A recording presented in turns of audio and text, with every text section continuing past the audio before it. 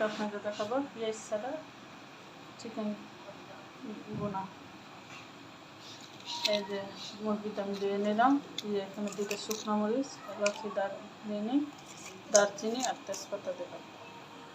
পরিমাণ মতো রসুন বাটা দিয়ে দিলাম, পরিমাণ মতো জিরা বাটা দিয়ে দিলাম, চিনি না এটি হলো এলাচি আর লং বাটা দিয়ে দিলাম, আদা বাটা দিয়ে দিলাম পরিমাণ মতো, লবণ পরিমাণ মতো, ধনিয়ার গুঁড়া পরিমাণ মতো, হলুদের গুঁড়া পরিমাণ মতো দিয়ে দিলাম, মরিচের পাখি 1/2 চামচ দিয়ে দিলাম, আর কাঁচামরিচ দিব।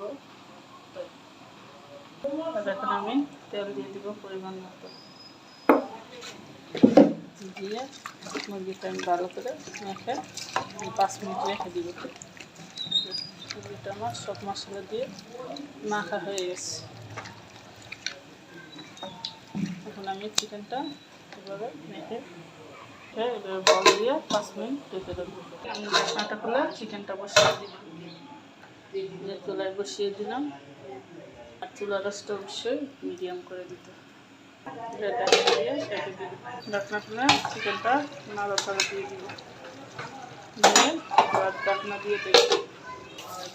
এখন কাঁচামরিচ দিয়ে দিব, চিকেনটা কষা হয়ে গেছে, সামান্য একটু পানি দিয়ে দিব, দিয়ে নাড়াচাড়া দিয়ে দিব।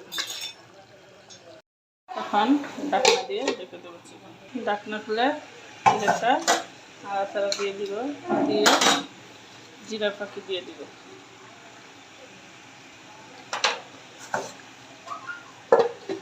চিকেন বোনা হয়ে গেছে, এখন নামিয়ে নিব। এই যে আমার চিকেন বোনা হয়ে গেছে। অবশ্যই সবাই কমেন্টস করে জানাবেন আমার চিকেন বোনাটা